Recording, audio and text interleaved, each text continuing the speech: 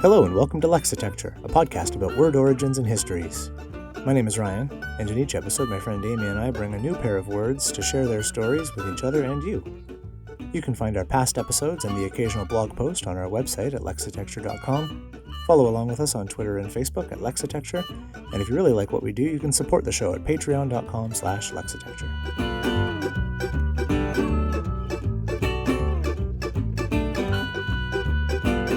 Today's episode, Carfax wealth. We're doing very well so far in 2025, which I'm pretty proud of, pretty happy with. But when we had that big, I think we both sort of experienced this to various degrees at times when we're doing, like when we have a dearth of podcast episodes, and we kind of like, man, we used to do a podcast. That was fun. And then we eventually get back to it.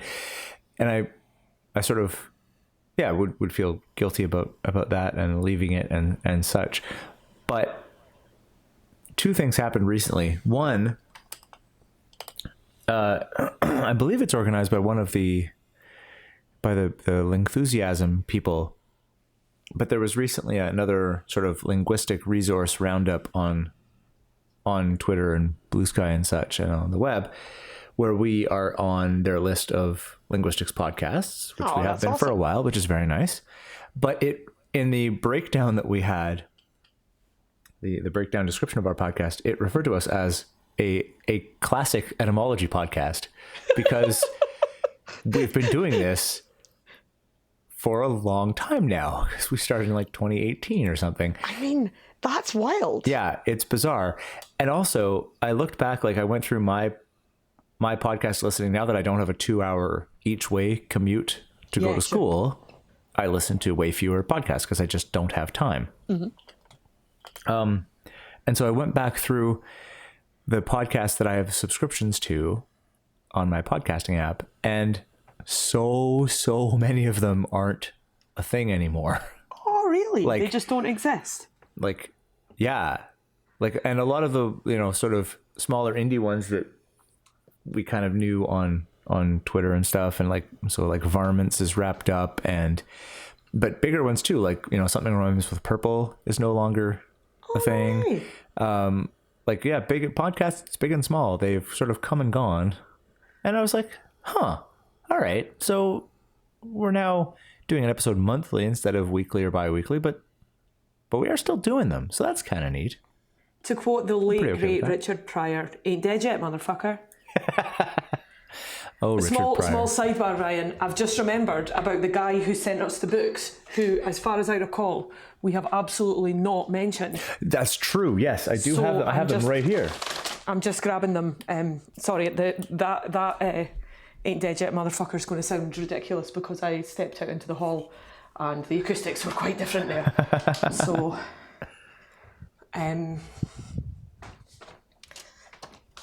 yeah. Ugh. Yeah, that's wild. Like, remember in ye olden days when we went to Sound Education? Yes. And back before the plague. And there were people there who had been, I mean, like Dan Carlin, for example, he was the kind of headline act. Yeah. And he was,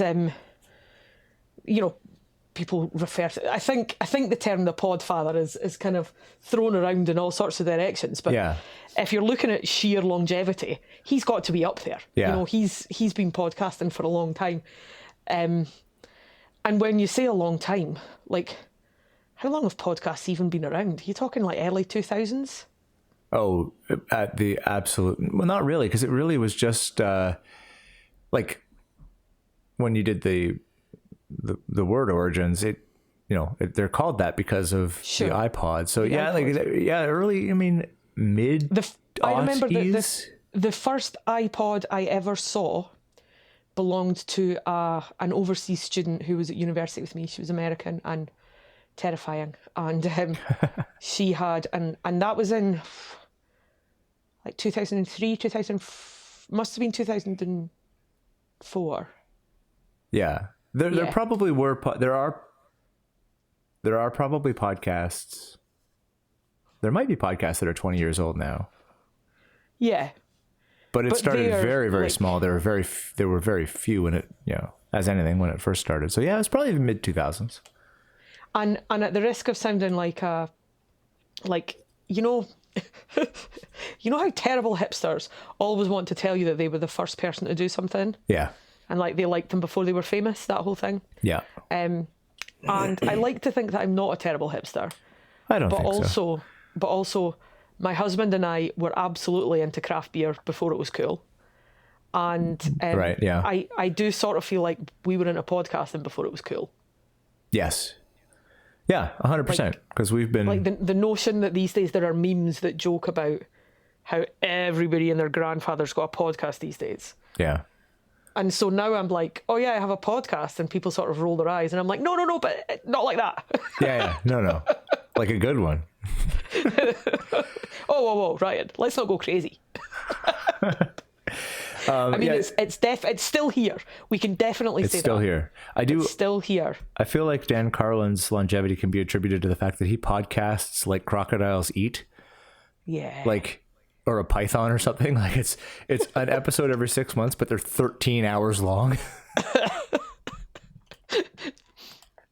And like, even I listen to Dan Carlin, and you know how I am with the podcasts. Oh yeah. But my God, that guy's amazingly interesting. Yeah. No, I do like his work a lot. But we referenced the books we got from the listener. Yeah. And then we no longer said anything else. So I actually don't know how to pronounce his last name. So what do you think? I'm going to say Buchan. That's how I would say it in. Okay, I was going to say in this part of the world, and there are indeed Buchans in this part of the world. Okay. Well, then that might be it. I was gonna go with Buchan or Buchan, but it's Dave, Buchen. And he sent me 2 books. One, Why is an Apple, a garden of etymology, and Why is a tiger, a bestiary of etymology. Bestiary? Sure. I don't know. Oh, curious about that. But yeah, including such wonderful gems as the partridge, a bird which is named after the sound its wings make. When the bird lifts up in flight, its wings make a very particular kind of whooshing noise in the air. The Greeks named the bird perdica, using their word perdesthein, which means to fart. You know what's wild? Is that you started that and I was like, oh, maybe I can find a random one. And I just flipped open the book to the partridge entry. So I'm not going to bother doing another one because that shouldn't have happened. And it did, and it was magical, and I'm going to leave it at that. But thanks very much, Dave. The books are cool. The books are awesome. Yeah, I really like them. I've never had posts from Puerto Rico before. That was also very exciting to me. Yeah. I don't know about you. I love parcels. I do enjoy a parcel. And, I mean, like, there's the bog standard parcels from the parcel purveyor who must not be named, which you get because they're convenient. And they're still fun, but like getting a parcel that's covered in sort of like stamps and overseas markings and wow, what's this kind of stuff? That was truly, truly cool. And then to open it up and find that it's full of awesome etymology was just particularly excellent. Yeah. Thank you so much, Dave. It was very cool. Fabulous. Speaking of awesome etymology. Yes? We should word. I'm just being a dickhead. I just thought that last part might have gone without saying, but as with most things, just go ahead and say them. I'm like, oh, is there something new going on? Are we going to have some awesome etymology? It's about time. 136 episodes in. Thought we might as well get around to it at some point. Yeah, meh. I don't know. Might be overrated. So in terms of, now that you say might be overrated, do you mind if I go first? Because this will either be, it's going to be short. It'll probably be short. It might just be short, but hopefully it'll be short but sweet. Awesome. Crack on. It sort of feels, this one to me kind of feels a little bit binary, because either people know this already and either you know this already, in which case, prepare for a dose of underwhelmtion, or you don't, and then buckle up, friend, because we're going on a ride. Underwhelmtion has given me so much more happiness than it should. Yeah, do you know, I love those things. Yesterday, my husband sent me a meme that was a picture of, well, I don't need to tell you what the picture is if I tell you what the caption was. It was Wolfgang Amadeus Mozart. And it was a llama in a Mozart wig. And I laughed for about 2 hours. Yeah, of course you did. Yeah, That's and that the word right was one of those. Anyway, continue. So my word is wealth. Oh, okay. All right, so no indication yet which way this is going to go for you. So yeah, I'm trying to. I'm like trawling the old data banks. Okay, I don't good. think I know anything much Excellent. about the word wealth. Because when I saw this first because I went to the OED, and one thing that I do miss about, we talk about this because we're huge nerds, is the OED website redesign thing. Oh, remember back in the day? Yeah. The old golden age of the OED website. One of the things I really liked about what they used to have is they used to have that little section in the top under the search bar that said lost for words and just did 3 random words. Yeah. Just presented them and you could just pick one and be like, ooh. They don't have that anymore. What they do have is they have a place in the one of the landing pages where it just does like recently updated or whatever. Mm-hmm. It does give you a way to simply be suggested some words. And this was on there. And I was like, this is probably nothing, but I guess I've never thought about this word before. So I clicked on that and it turns out I think it's kind of neat. So this, the word came into English by the year around 1200-ish, 1200 to 1250. The earliest OED citation is from the Proverbs of Alfred. Oh. And basically... Sorry, that's not Alfred, is it? That's Alfred. I think it might... A-E? Be actually Alfred. Give me one second, because I am in front of a computer this time. I'm on the big internet while we're doing the big this. internet. Okay. And it's no, it is. It's Alfred.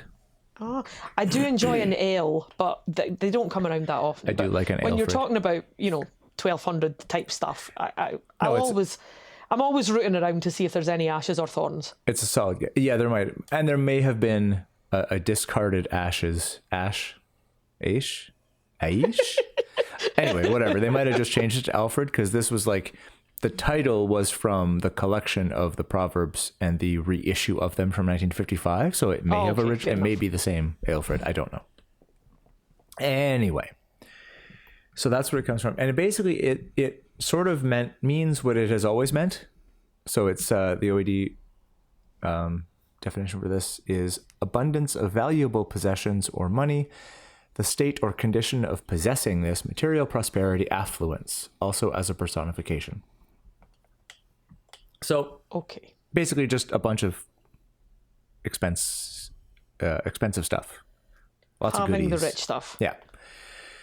This is also an example where I sort of am tempted to kind of roll my eyes a little bit at the OED's discrepancy between senses. Like, it's probably precisely the kind of sloppy thinking that eliminated me right from the beginning of being a world-class lexicographer.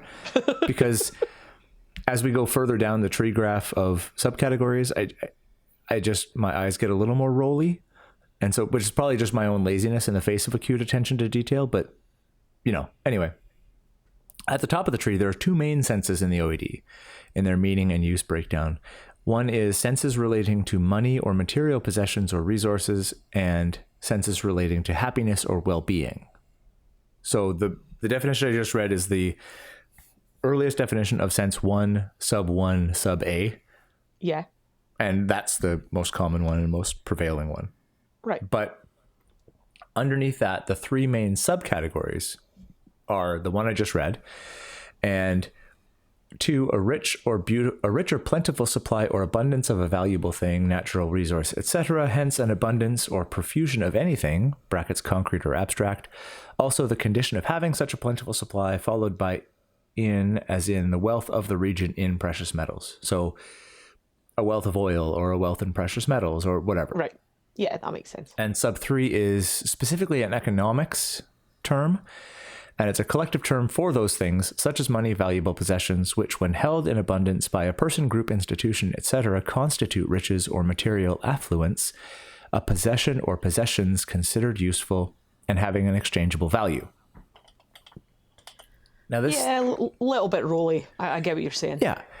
So this third category, because it's a sort of a technical, like a term of art for the field of study of economics, it's got an interesting snapshot into how people looked at things. There's a note on there that says that economists have had a bit of a hard time coming up with one solid definition of wealth. Economics. But mostly they've landed on John Stuart Mill's definition, which is from 1848, which reads, money, being the instrument of an important public and private purpose, is rightly regarded as wealth, but everything else which serves any human purpose and which nature does not afford gratuitously is wealth also. So that's sort of where they've landed. Yeah. But the first citation, so that was 1848. The first citation was sort of mid to late 1700s. Highlights how far things changed from one to the other, because the first one is, money cannot justly be regarded as wealth. It is only the representative of wealth. It even not unfrequently happens that this scarcity of specie may be most experienced when solid wealth is most considerably increased. So the idea that money is part of wealth, like having a bunch of money makes you wealthy, was not really landed on until John Stuart Mill. And for like 100 years before that, you know, the whole idea of like being sort of house rich but cash poor, whether or not you had money irrelevant. If you had a load of, but if you had like, if you're like the landed gentry with a bunch of land and a bunch of castles but no money, you were still wealthy. Yeah. I mean, it was the solid stuff. All of this, and I mean, what I know about economics could comfortably be accommodated in, like a case that could hold exactly one pill. That sort of size of. I was going to go for a thimble, but yeah, like a really little thimble. Okay. However, more and more and more, I find myself thinking about how money isn't a thing. you know? Yes. Like it obviously it is a thing, but also it's not. But also it doesn't not. exist. It's so stupid, and as is often the case when I want to try and talk about grown up global things, it always makes me think of the Terry Pratchett book about Moist von Lipwig, who he appears in 2 or 3, I think it's 2 books, and one is about the establishment of the post office, well, the revamping of the post office in Ankh-Morpork, and the second book that he's in is about the establishment of a bank of Ankh-Morpork. Right. And the point is made exactly that he sort of invents promissory notes, paper money.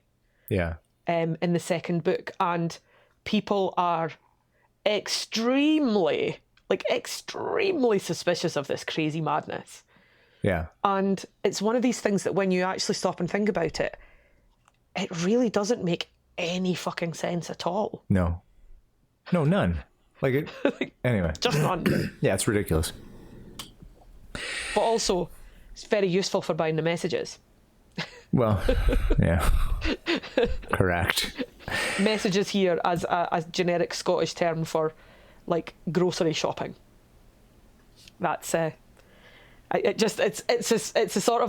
it's like, I wouldn't say it's a saying or an idiom, but it is a thing that I've heard people say and that I've said myself before. Like, the rich, money doesn't buy happiness, blah, blah, blah, blah, blah. But it does come in handy for buying the messages. In other words, we can all agree that the shared dream that is money is bullshit, but also we do need to buy food. Right. Yeah, exactly. Yeah, hooray. Yeah. So that's... Anyway, sorry. That's all right. That's category 1. Category 2, which is the senses related to happiness or well-being, has 2 subcategories to it. And that's, number 1 is the state or condition of being happy or flourishing, well-being, happiness, good fortune, or good health, personal well-being. And 2 is spiritual well-being or welfare, often, especially in wills, in for the wealth of a person's soul. And both of those are marked as obsolete by the OED, which is fair. Yeah. But largely, it's pretty much meant the same thing all the way through, with various specific senses coming and going through the centuries. So not a lot of particularly interesting things going on definition-wise. So we get to the etymology. And this is sort of this is where we get to the thing where it's like, if you know, you know, and you're probably going to be slightly underwhelmed, but if you don't, you don't. Because I think we can agree that one of our favorite things on this show, and probably amongst our listeners, is the discovery of a stealth suffix. Ooh. Or words that you didn't know were compound words, or what have you, right? Yes. And that's what's going on here. Oh, satisfied academic noises. Because this word is made of two parts. It's made up of wheel, W-E-A-L, and the suffix th.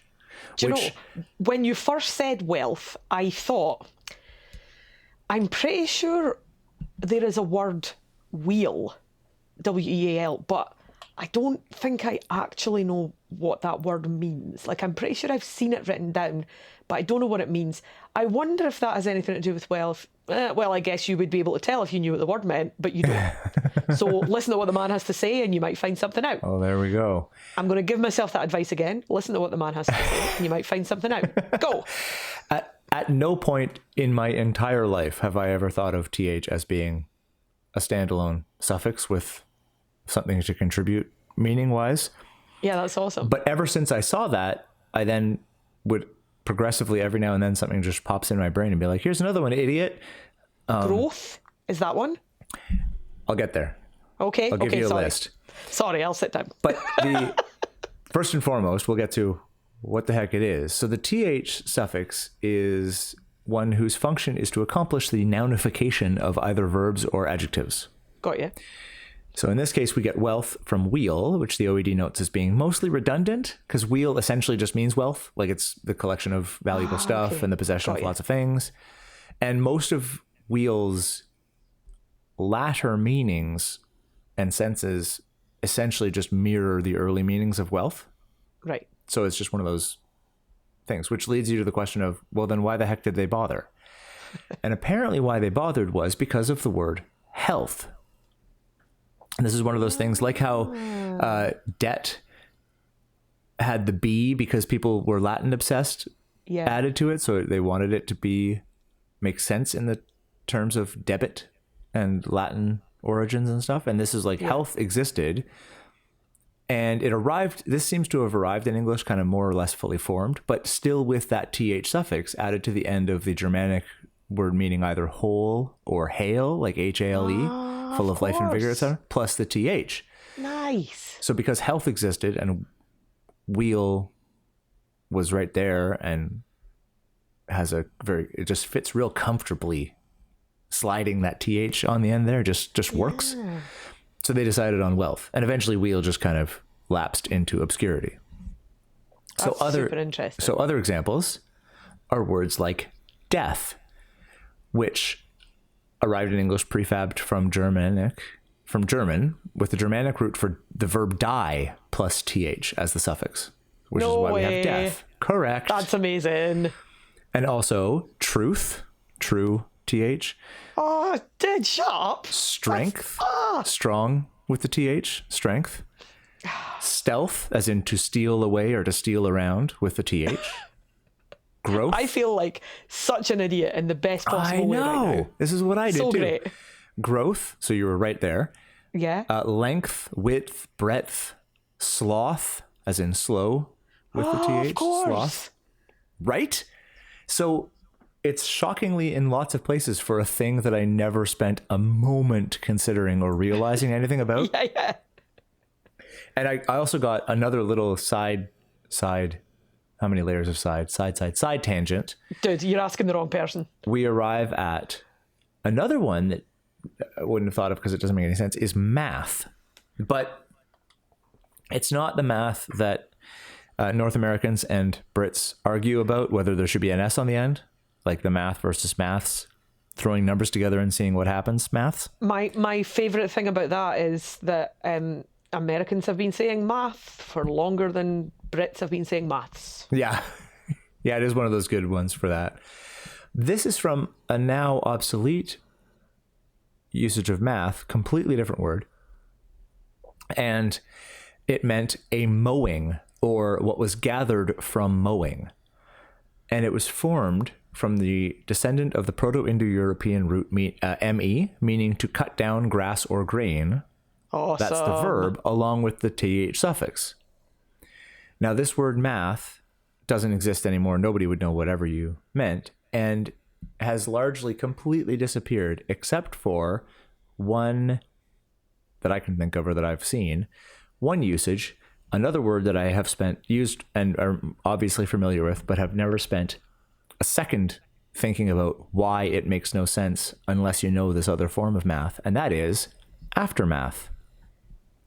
Because originally an aftermath was originally a second crop of grass grown on the same land after the first was harvested. Ryan, I feel like I should applaud you, but also your headphones would go painful if I did. That is so beautiful. So aftermath, again, like obviously a very common word, known it forever. Makes no sense at all if you're thinking of it as in math, as in like calculation. Oh, that's so brilliant. But it's because it's a second harvesting. And that math is this th suffix. What's left after the math? Yeah, the second harvesting, the second crop is the aftermath. What a total gem. Right? So good. I love it. So good. You know who did know that wealth comes from wheel? Who? Smith. Of course he did. Obviously he did, right? So I'll wrap up with a dollop of synonyms discriminated. Sorry, just before you do that. Yes, go. Was it wheel? Was it pronounced wheel or was it pronounced well? Oh, that is an interesting... It was pronounced wheel. Oh, okay. I love having the big internet handy when we do this, because I just looked it up and it was like, yeah. I wonder why it's not wheelf.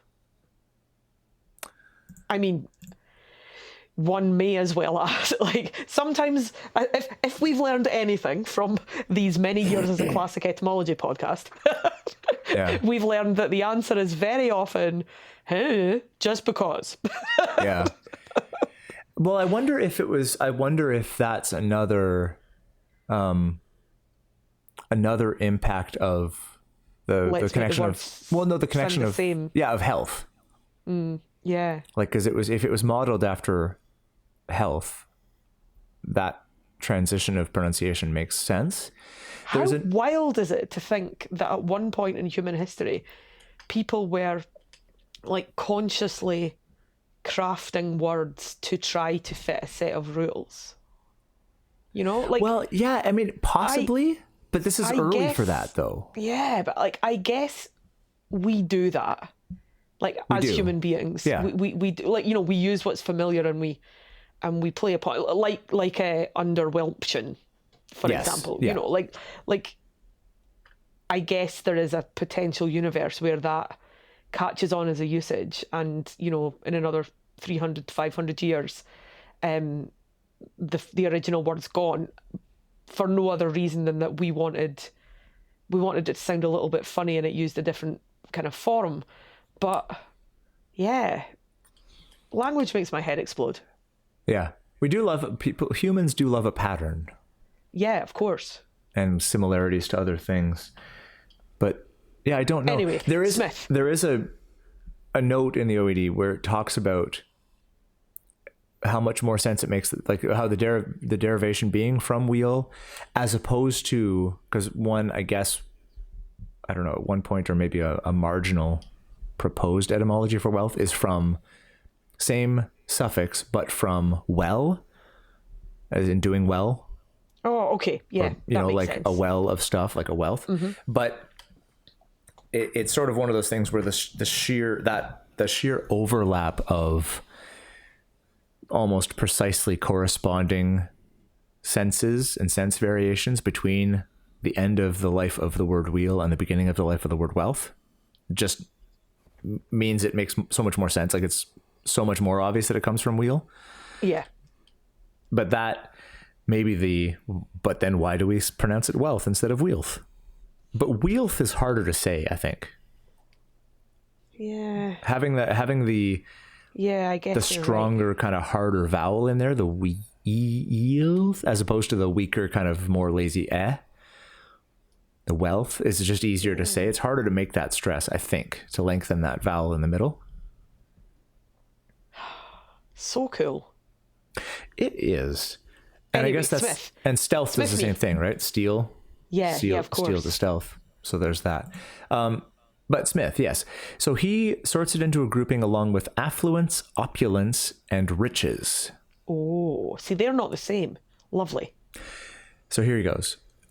Quote, wealth is the simplest and the generic term, denoting at first prosperity, weal as opposed to woe, and afterwards large possessions of money, goods, or land.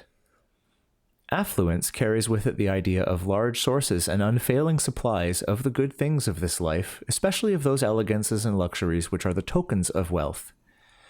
Opulence carries with it the idea of abundance, as riches of value. Riches expresses an abundance of valuable things irrespectively of ownership, as wealth may express the same, while affluence and opulence are not spoken of irrespectively of the subjects of them, as riches is a snare to many, or the wealth of London is enormous. Affluence, opulence, and riches are used only in the sense of material possessions. Affluence is hardly applicable, like opulence, to localities. Opulent, not affluent, provinces or cities. So much more strictly relative to persons are wealth, affluence, and opulence, that men's condition might be spoken of as one of either of these, but it would be impossible to speak of a condition of riches.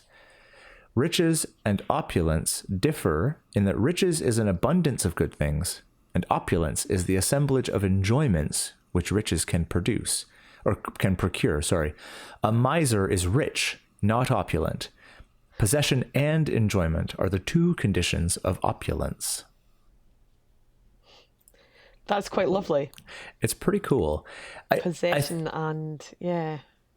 I think it's also interesting because, I mean, maybe this is reading too much into it. It's possibly not. Maybe he's thinking of riches as being a standalone thing as the noun. Because, of course, the condition of being rich, like rich is a condition. Yeah. But rich is not so much. So maybe rich is relatively new. Mm. Maybe the adjective rich is relatively new. I don't know. But this is one of the... Although, no, it's not, because he literally... man, you know what gets in the way of everyday life is being a colossal idiot. Because his second last sentence that I just finished reading out loud into a microphone starts with, a miser is rich, not opulent. So clearly the adjective rich exists, you colossal moron. But... Ryan, man, take a fucking breath, man. We can't all be geniuses all the time. You know what would be great is having a relatively functional brain at least most of the time, though. Yeah, I had a conversation with a friend. Yeah, basically a friend offered me tickets to an event that she had tickets for and then realised she couldn't go. So she offered me tickets and I was supposed to get back to her to let her know if we were going to use the tickets, which are for an event that's tomorrow. Right. And then she messaged me this morning and was like, oh, God, shit, I'm so sorry. It turns out my mum has already found a home for these tickets. Oh, and she's like, oh, I'm so sorry. My brain's really not on its game at the moment. And I completely, my wires got completely crossed. And I said, oh, God, I was supposed to message you back to let you know that we can't go. I'd love to tell you that my brain is off its game. However, this is entirely consistent with all previous games. This is just the game. This may well be the game. This is the game on which my brain is. Yes, and is unlikely to change anytime soon. So, So here we are. Get used to it. Yes, here we are indeed. Get used to it. But yeah, so that's wealth, a compound word that is very, very sneaky about its compoundedness. That's so cool. I love Lego words. They're my favourite. Yeah. Especially discovering new Lego bits.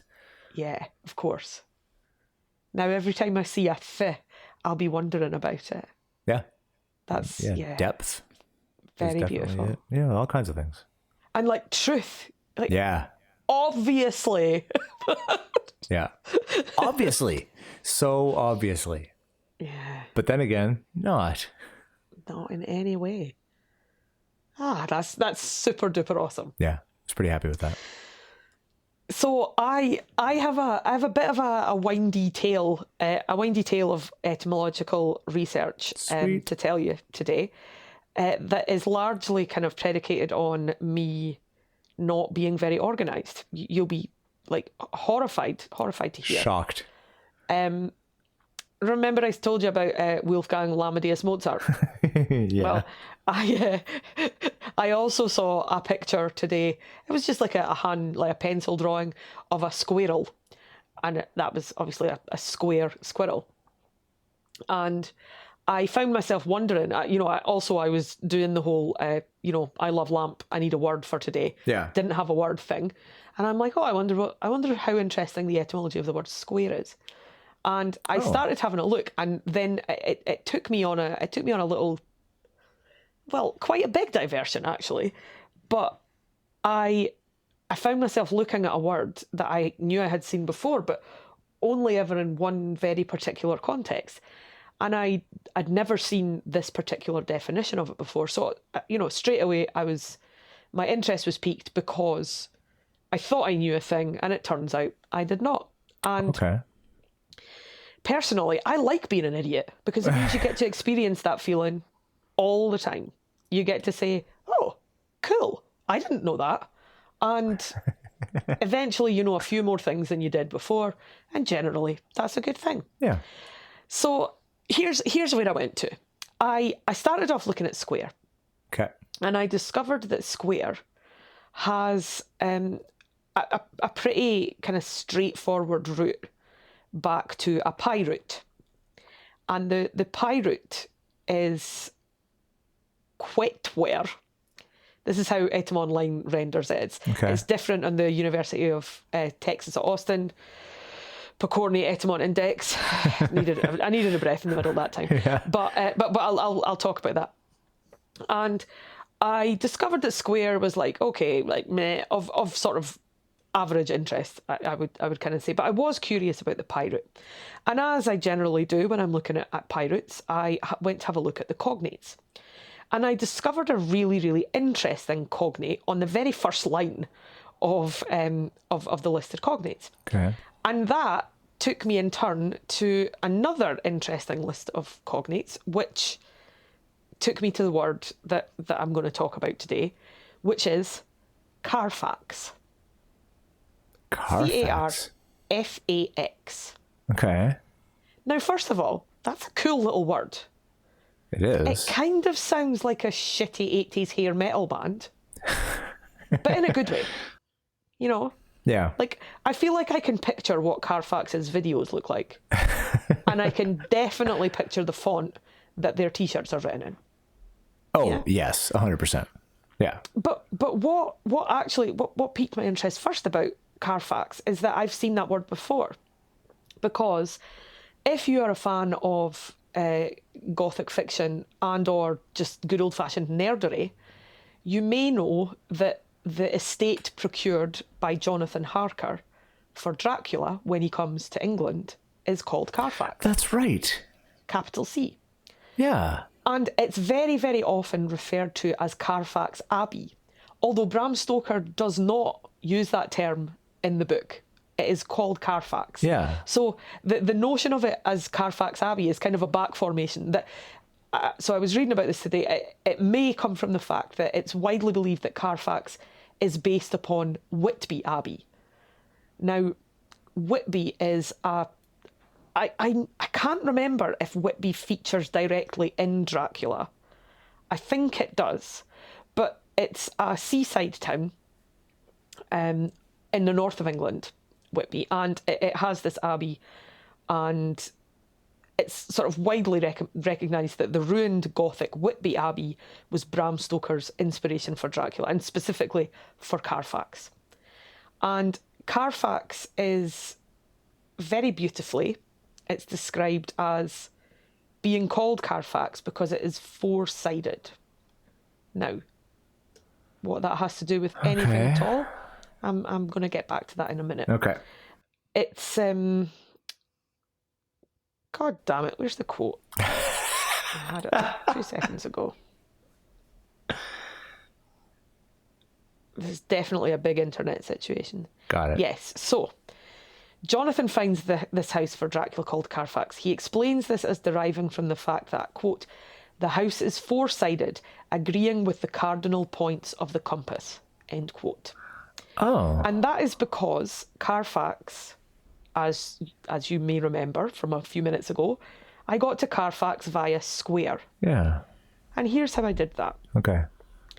In the list of cognates for the pi root that ultimately gives us square, was a word that is familiar to me, familiar to you, familiar to people of our generation who were expats in Korea, Yeah. and familiar to the entire country of France.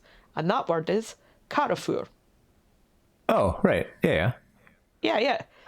The supermarket. The supermarket. So in Korea, Carrefour was a supermarket that was pretty wide, pretty commonly found in Korea.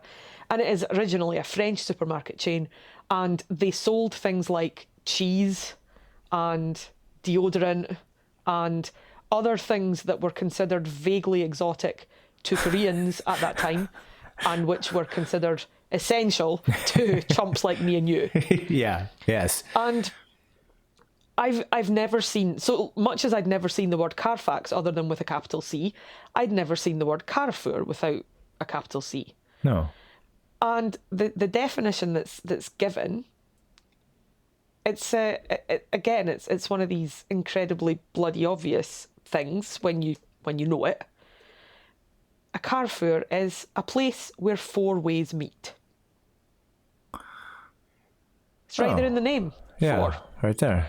And the OED entry for Carrefour says that it is a place where four ways meet. A, quote, Carfax. And at that point, I thought, Carfax, like Carfax and Dracula? Yeah. What's going on? So, Okay. let's have a little look at the old etymology. My brain hurts already. Yeah, isn't it good? I do enjoy a brain hurty thing. So, first of all, a place where four roads or streets mean is the exact same meaning that Carfax has. And so Dracula's house with four sides, metaphorically within the book, it's kind of the nexus of Dracula's plan, if you like. Yeah. So it is a very suitable name. And the first citation in the OED is from 1357. So this kind of obvious if you know what it means word, it's been around a long time. Yeah. And so the sense is, first of all, a place where four roads or streets meet, sometimes extended to more than four, and then first cited in 1527, hence the proper name of a place formed by the intersection of two principal streets in various towns, as at Oxford and Exeter. So both of these cities have a Carfax, where one big street meets another big street. And so I guess it's a crossroads, four important places meeting. Right. There's also an obsolete meaning, which I like a lot because, well, fun words. Used to render medieval Latin quadrivium. That's a delicious word to say. That is. And the quadrivium in the academic sense was the four arts that were taught: arithmetic, geometry, music, and astronomy.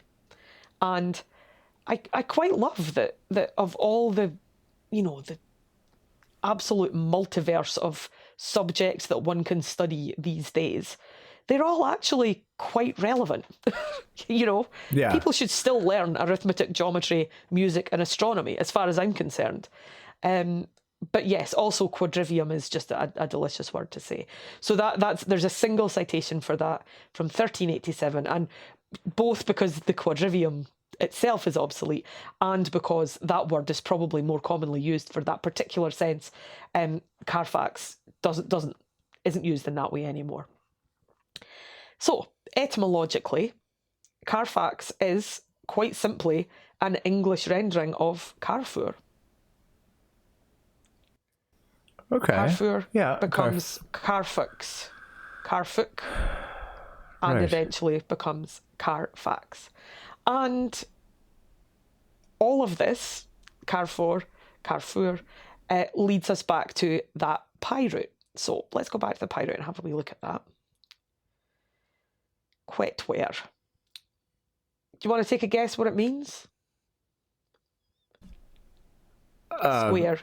Carrefour, Carfax. What do they all have in common? Just that four, Yeah. quad, like the... It's a Proto-Indo-European root meaning four, quite simply. Neat. I don't know what it is, but I love that there are Proto-Indo-European roots that are simply numbers. I mean, of course there are. People have been counting things for as long as things have existed.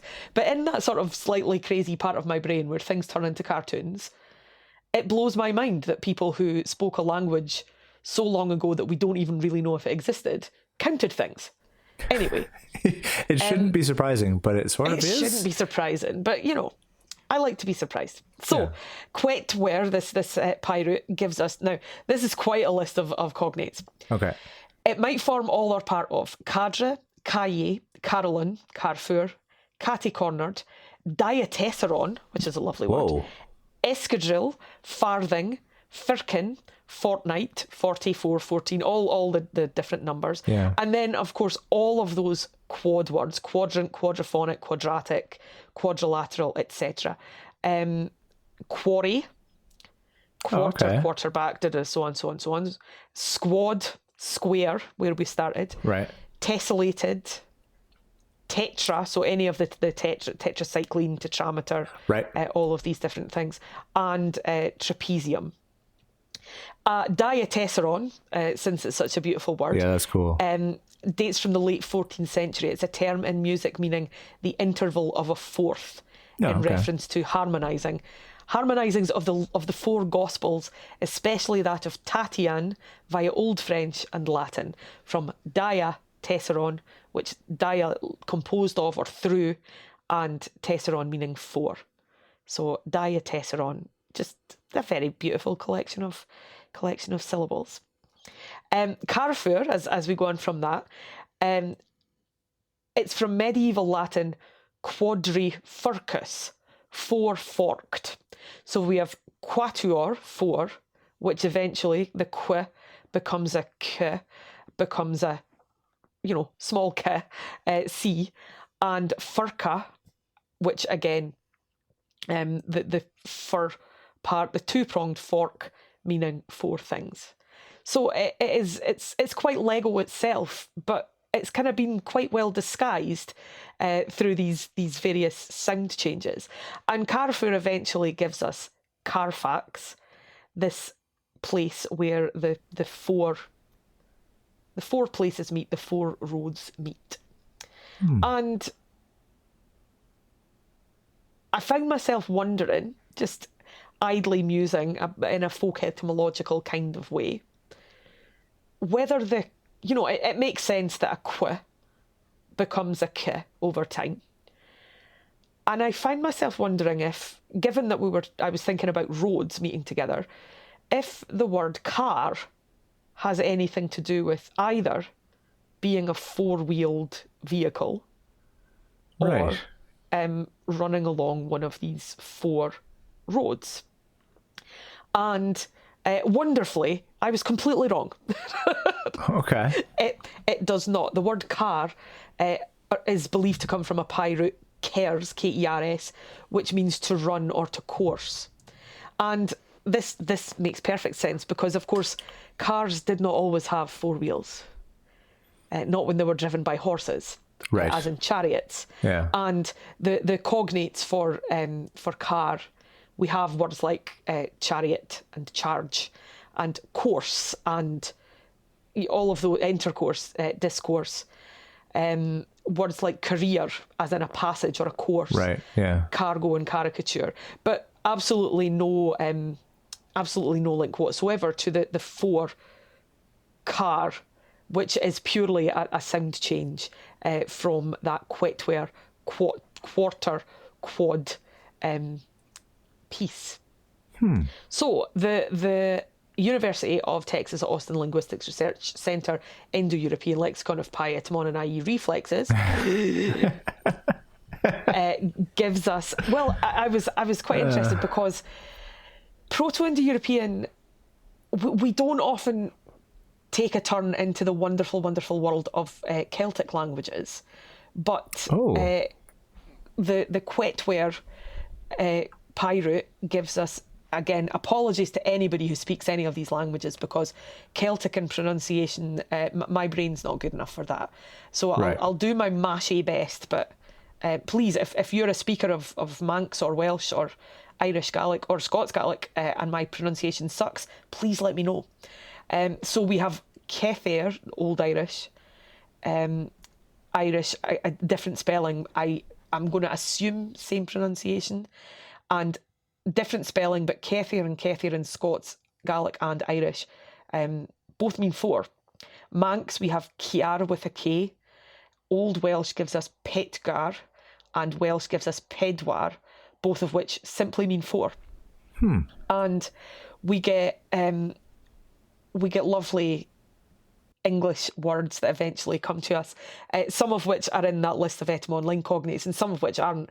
So words like farthing, as in the British monetary unit, a quarter of a penny. And because, we know that the University of Texas at Austin, Pokorny guys love Tolkien, we also have farthing, which is a quadrant of the Shire in The Lord of the Rings. Nice.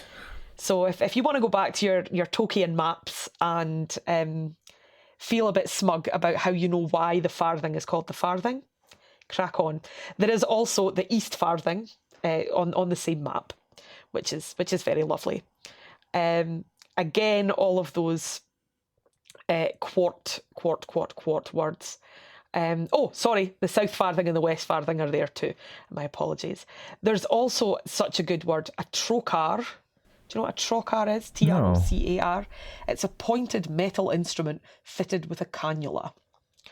The thing that's put into you if blood has to be taken or indeed you have to be cannulated. So that's what a cannula is? Yeah. Oh, okay.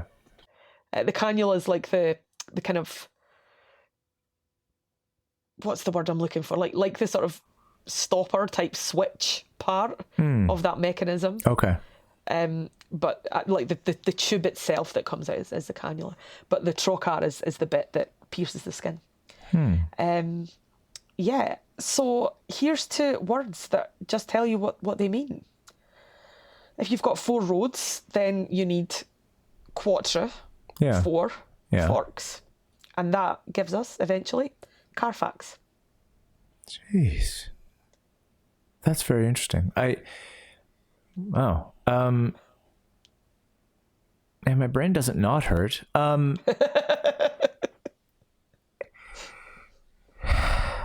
Okay. So if Carrefour is a word beyond just being the name of the Korean French department store, but the car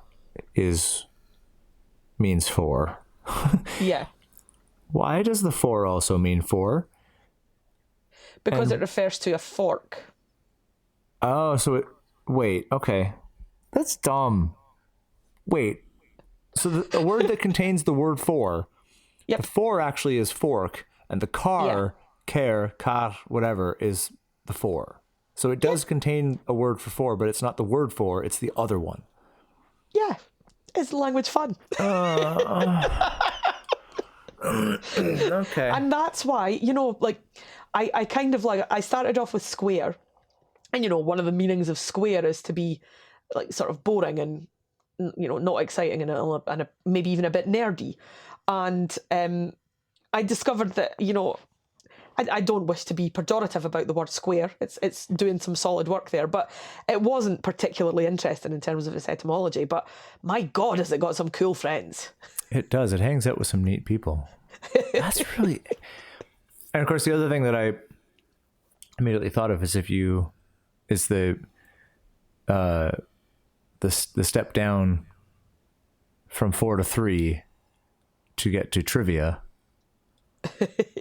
And trivium as the quadrivium to the trivium, the lesser known ones, the ones that nerdy people who like pub quizzes. Well, they're the sort of people who know that Carfax is Dracula's estate.